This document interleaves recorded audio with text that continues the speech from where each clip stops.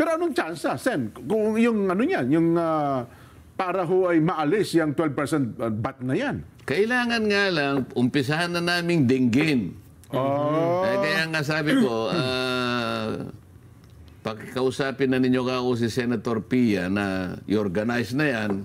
Opo. At kung halimbawa hindi naman niya matutukan, pinapayagan naman sa procedure ng Senate, mag-create na lang ng subcommittee, ako na lang ang didinig sa sarili kong panukalang batas.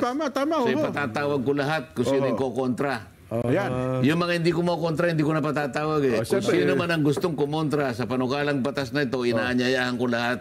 Healthy discussion, di ba? Magtagisan ng kaalaman. Siyempre, lahat ng pupunta ron, siguradong DOF. Siyempre, Department of Finance. Kasi malaki-laki talaga yung mawawala sa kanila. Pagkatapos ngayon, kailangan doon sa baba. Ganito kasi bicameral tayo eh. Kaya sabi ko kay Paolo, bunahin nyo na dyan. Sana madinig nyo na dyan. Opo. At sabay dinidinig na sa Senado. Pagkatapos kung may conflicting tayong dyan, wala naman siguro dahil pareho lang naman ang pinail natin. Yes po. Edi para mapirmahan ka agad ng presidente. Pag napirma ng presidente, magiging batas ka agad. Ayun. Aalisin na yung VAT sa lalong madaling panahon. Apakabilis yan, Sen. At saka malamang, yung mga nag-aalis ang pabrika sa Pilipinas, ang lalaki niyan na ang pangunahing dahilan, mahal ang kuryente sa Pilipinas, Sen. Nag-aalisan sila dahil nga napakataas ng kuryente. Yun, di ngayon ang mangyayari, babalik sila. Yun namang nandito, na hirap, matutuwa ngayon. So mapag-iigi nila ngayon ang operasyon nila. Ayan. Lalo ngayon madadagdagan. Kukuha siya na ngayon ng maraming mga trabahador. Yung iba namang domestic na mga ngalakal natin, maski sila, may engganyo rin magtatayo ng sarilang negosyo. Mas dadami nga production nila. Yung MSMEs, lalong lalaki yan. Baka magresulta pa po ng pagbaba ng bilihin niyan, Sen. Di ba? Kasi kung bumaba magre-resulta sa ganon dahil nga dadami kasi ang produkto eh. Dadami ang serbisyo, gagana ang competition. Ang importante, marami ngayon ang nakikinabang. Binaba mo lang ang kuryente, nakinabang ang buong negosyo.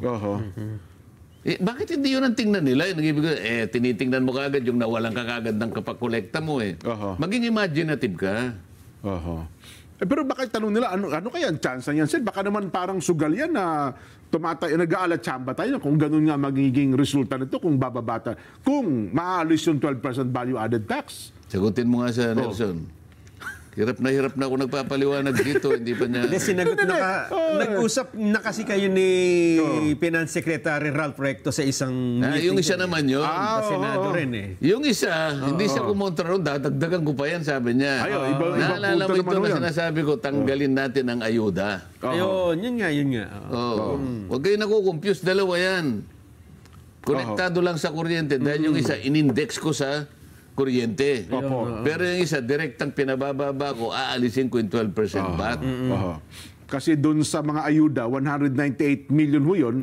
At dito naman sa yung 200 per kilowatt hour, sa tansya nyo nga, mga 100 billion lang ito, Sen. Talagay mo. More or less. Mga ganun, sabihin, mas makakatipid pa tayo. Sa halip na ayuda, direkta pa sa taong bayan na makikinabang. Hindi lamang sa makakatipid ka. Lalong lalago ang negosyo. Pag lumago ang negosyo, nakikita mo naman yan, beneficial ripple effects ang tawag dyan eh. Imaginein mo na lamang na mula sa 100 na negosyante na malungkot, biglang naging 1,000 ang natuwa.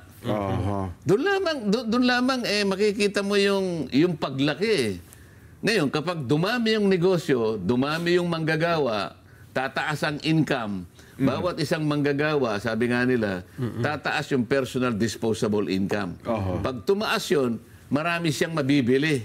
Pag maraming bibili, marami ngayong magpupundar. Pag maraming negosyo, maraming tax ang makukolekta. Magkakasunod na yun eh, dikit-dikit na yun eh. Mababawi mo rin yung nawala doon sa bat mo. Kaya nga sabi ko sa iyo, nawalan ka ng 10, kumita ka ng 1 milyon. Oo nga. Yun ang gusto kong mapansin sana. Baka triple pa nga naman. Tama kayo, Sen.